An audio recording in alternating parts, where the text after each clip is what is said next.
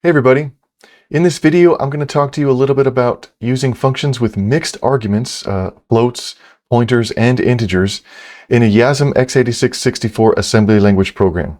Although this video will probably still be useful to you if you're using NASM or MASM, because the mixed arguments and their order and how they work is governed by the ABI, which is a system thing and not a YASM thing.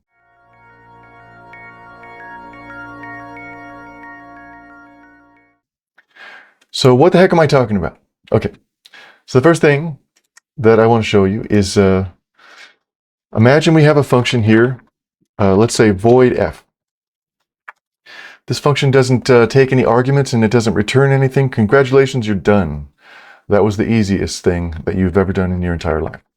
But as soon as you start adding arguments to it, you have to start understanding how to call registers and stuff. So imagine we have like a long A and a long B. So we give it two arguments, and maybe we want it to return a long.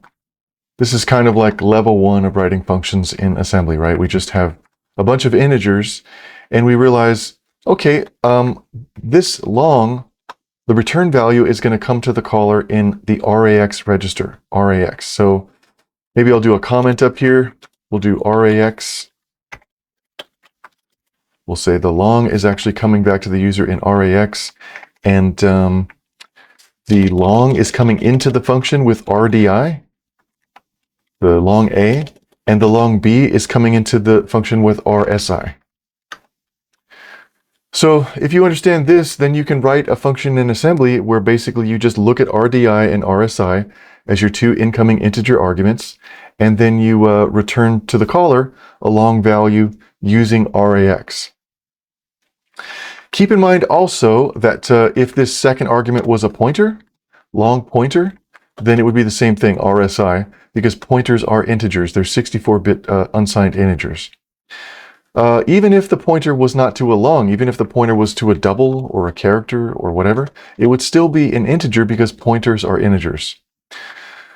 It starts getting a little bit more complicated when you want to mix between floats and numeric arguments. So what I've been saying so far, it's all just integers. Even if we're mixing pointers with regular longs, it's just, you know, they're all longs basically, right? So, but as soon as we start introducing floats, then things get a little bit more complicated. So for starters, what if we did a function that was that returned a double? So let's say we have function g and it returns a double. Maybe it still takes in a long and a double pointer. If it returns a double, let's see, is this still lining up? I don't think it's lining up anymore. There we go. If it's returning a double, then that means we have to return to the caller with the XMM0 register.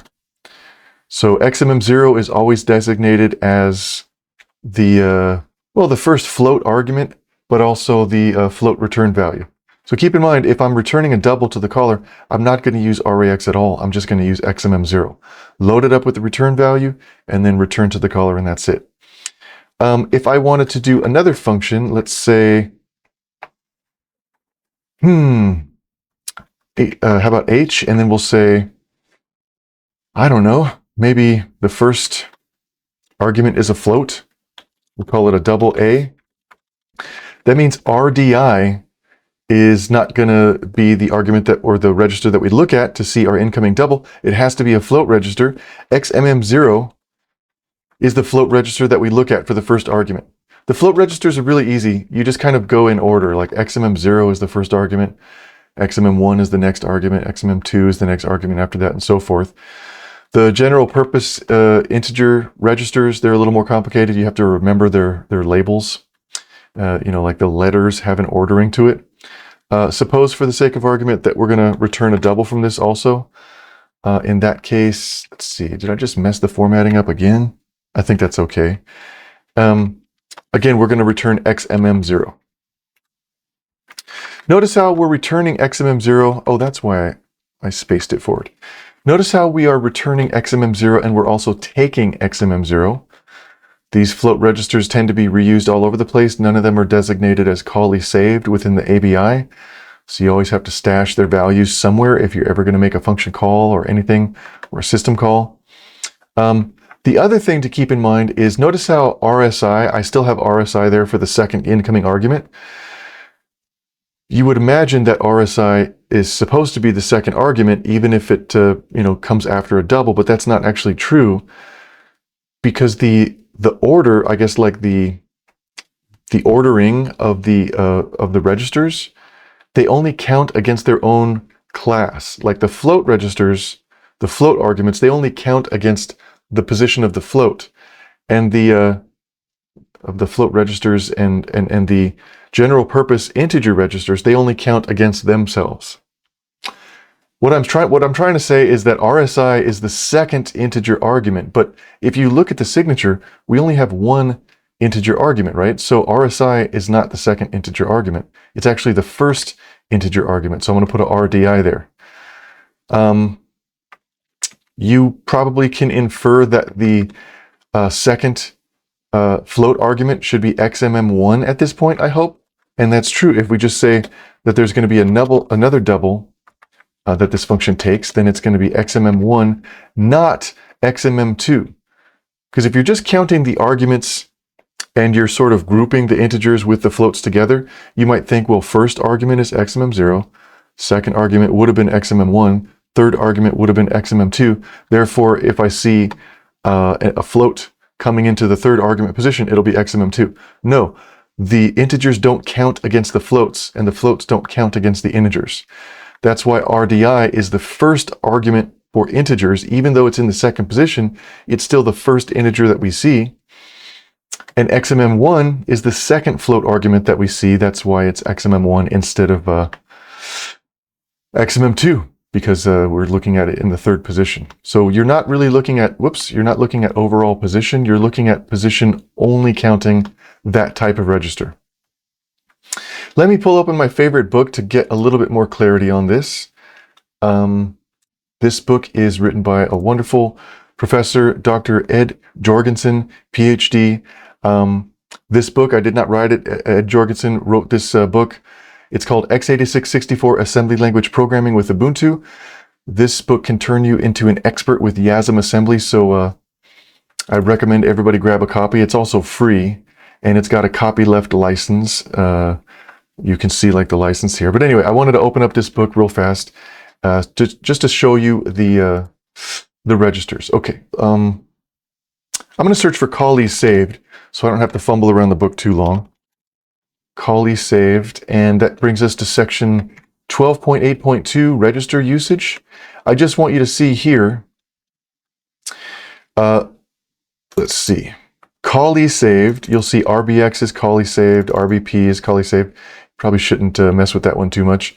R12, 13, 14, 15, all Callee-Saved. There's a couple temporary registers. But if you look carefully, RDI is designated as the first argument. But it should say really the first integer argument. So RDI is the first integer argument that we see. That's why in all of these examples, the first integer argument that we actually see is RDI. So like for function f, long A, that was the first integer argument. And then in the function g, it's also the first integer argument. And then in function h, RDI is the double pointer b, because that is the first integer argument that we actually see. So keep that in mind. You would just repeat that pattern. You know, the second integer argument you see, that's RSI. That's why RSI is the pointer here, because pointers are integers, and the pointer here. And we don't have anything else, but I guess if we added another, let's say a long D, then it would be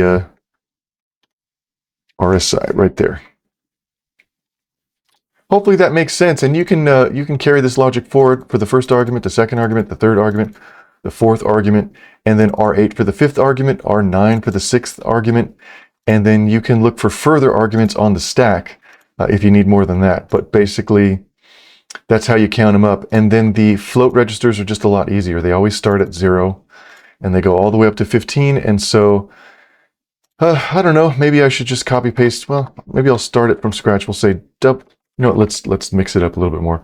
We'll say long I, and the long is going to be returned with RAX, and I guess I have to space this forward a little bit. And then if we have a bunch of floats, we'll say double A.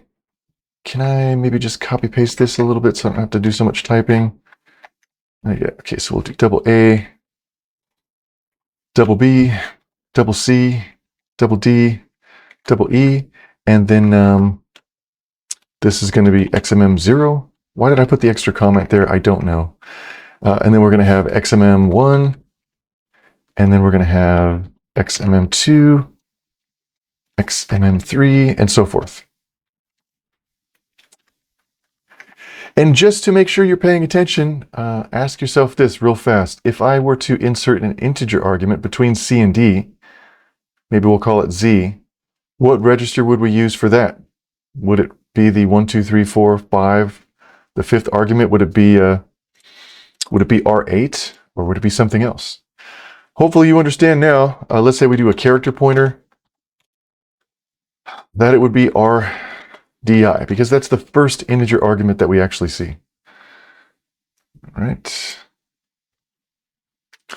And then, to return, we would return an RAX, and then the floats just keep counting. Notice how it skipped from XMM2, or it went from XMM2 to XMM3, even though we crossed over an integer argument in between, because the float arguments don't count against the integers and the ints don't count against the floats. Let's see. I think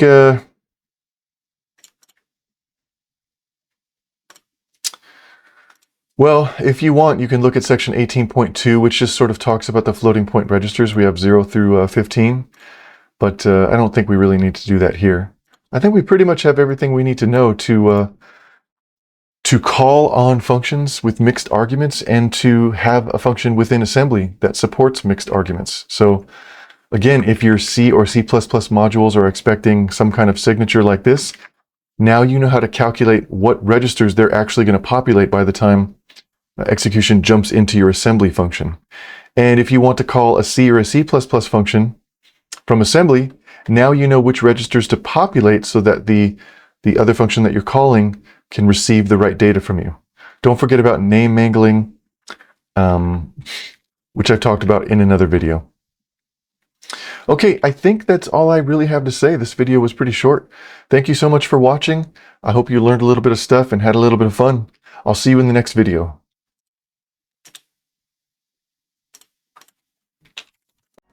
Hey everybody.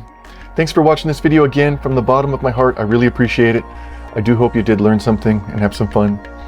If you could do me a small little favor, could you please subscribe and follow this channel or these videos or whatever it is you do on the current social media website that you're looking at right now. It would really mean the world to me, and it'll help make more videos and grow this community. So we'll be able to do more videos, longer videos, better videos, or just I'll be able to keep making videos in general. So please do me a kindness and subscribe. You know, sometimes I'm sleeping in the middle of the night and I just wake up because I know somebody subscribed or followed. It just wakes me up and I get filled with joy. That's exactly what happens every single time. So you could do it as a nice favor to me, or you could troll me if you want to just wake me up in the middle of the night. Just subscribe, and then I'll just wake up. I promise that's what will happen. Also, if you look at the middle of the screen right now, you should see a QR code which you can scan in order to go to the website, which I think is also named somewhere at the bottom of this video, and it'll take you to my main website where you can just kind of like see all the videos I published and the services and tutorials and things that I offer and all that good stuff. And if you have a suggestion for clarifications or errata or just future videos that you want to see, please leave a comment. Or if you just want to say, hey, what's up? What's going on? You know, just send me a comment. Whatever. I also wake up for those in the middle of the night. I wake up in a cold sweat and I'm like, it would really mean the world to me. I would really appreciate it. So again, thank you so much for watching this video, and enjoy the cool music as I fade into the darkness which is coming for us all.